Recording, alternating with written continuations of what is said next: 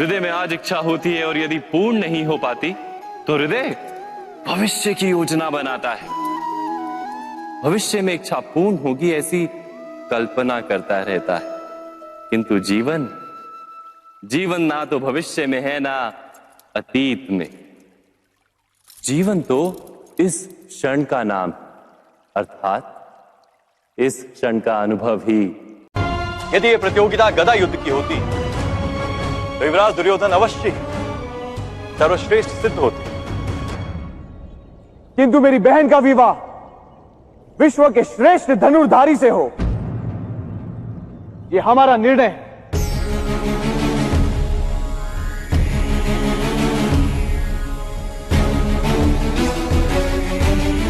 फिर भी इस प्रतियोगिता में युवराज दुर्योधन के स्थान पर भाग लेने का अधिकार है मुझे।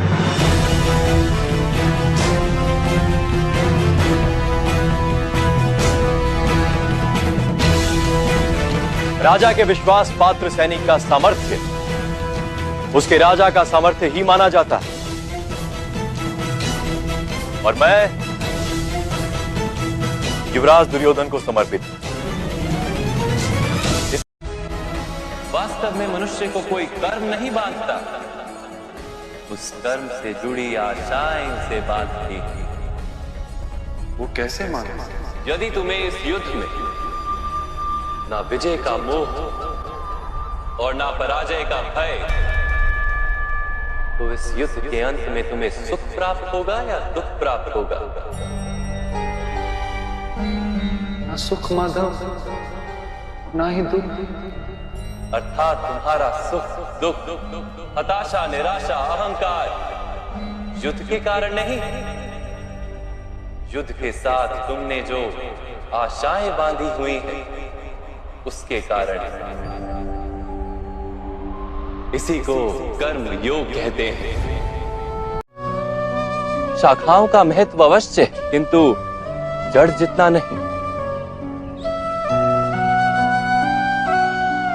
यदि किसी की पीड़ा को रोकने के लिए प्रण तोड़ना भी पड़े तो वो उचित है, किंतु इस समय खंड में करुणा का नाश हो गया है समस्त आर्यवर्त में, समस्त जगत में। जिस प्रकार मिट्टी खाने वाले बालक को बलपूर्वक मिट्टी खाने से रोकना पड़ता है, वैसे अपराधी को भी उसके अपराध करने से रोकना अनिवार्य है। वो दंड नहीं है युवराज, दया है। पूर्वजों की इच्छा, आशा, महत्वाकांक्षा, क्रोध, बैर, प्रतिशोध, यही सब आने वाली पीढ़ी की धरोहर बनते हैं। माता पिता अपनी संतानों को देना तो चाहते हैं समस्त विश्व का सुख, पर देते हैं अपनी पीड़ाओं की संपत्ति। देना चाहते हैं अमृत, पर साथ ही साथ विष का घड़ा भी भर देते हैं। आप विचार कीजिए, सत्य असत्य, धर्म अधर्म के बीच जब भी तुम्हारा मन संतुलन खोएगा, तब मेरा प्रयत्न यही रहेगा कि तुम्हें सही मार्ग पर ला सकूं। रथ युद्ध का हो या जीवन का, मैं उत्तम सारथी हूं पार्थ। यहां धर्म के लिए अधर्म किए जाएंगे, सत्य का रक्षण करने के लिए असत्य कहे जाएंगे, जीवन के लिए मृत्यु दी जाएगी, नव निर्माण के लिए अवश्य पूर्ण विध्वंस किया जाए। मेरे सामर्थ्य का परिचय कभी भी नहीं हो पाएगा। याद है जब आपके हाथ में धनुष नहीं, आपके रथ का पहिया भूमि में धंसा और आपको अपनी विद्या का विस्मरण हो गया। ऐसे अफसर का लाभ उठाकर आपका वध करना पड़ रहा है। क्या यही आपके सामर्थ्य का प्रमाण नहीं? शरीर जब श्रम करता है तो अधिक स्वस्थ बनता है। बुद्धि भी जब कठिन चुनौतियों का सामना करती है तो अधिक तेजस्वी बनती है।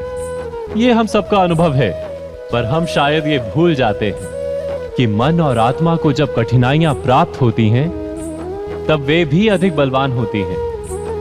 अर्थात जब भी हम अपनी संतानों को श्रम और दुख से दूर रखने का प्रयास करते हैं, क्या वास्तव में उनके सुख का मार्ग बंद नहीं कर देते? स्वयं विचार कीजिए। यदि कोई आपसे पूछे कि आप कौन, तो आपका उत्तर क्या होगा? विचार कीजिए। आप तुरंत ही ये जान पाएंगे कि आपकी इच्छाएं ही आपके जीवन की व्याख्या है। कुछ पाने से मेरी सफलता, कुछ ना पाने से मेरी निष्फलता ही आपका परिचय। अधिकतर लोग ऐसे जीते हैं कि स्वयं भीतर से मरते रहते हैं, किंतु अपनी इच्छाओं को नहीं मार पाते। इच्छाएं उन्हें दौड़ाती हैं जिस प्रकार मृग तृष्णा मृग को दौड़ाती।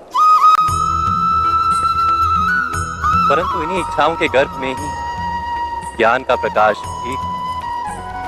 कैसे? जब इच्छाएं अपूर्ण रहती और टूटती, तब वहीं से ज्ञान की किरण प्रवेश करती है मनुष्य के हृदय। किंतु जीवन हो या युद्ध, सफलता केवल 3 शस्त्रों से प्राप्त होती है: धर्म, धैर्य और साहस। दूसरे सारे शस्त्र तो केवल साधन। कि बड़े से बड़ा पर्वत भी छोटी सी नदी का मोह नहीं रखता। नदी को रोकने का प्रयत्न करने वाले पर्वत को टूटना पड़ता है। नदी पर अधिकार तो समुद्र का ही है। आप समुद्र की शक्ति की बात कर रहे हैं या पर्वत की निर्बलता की, वासुदेव? मैं नदी की नियति की बात कर रहा हूं, अंगराज।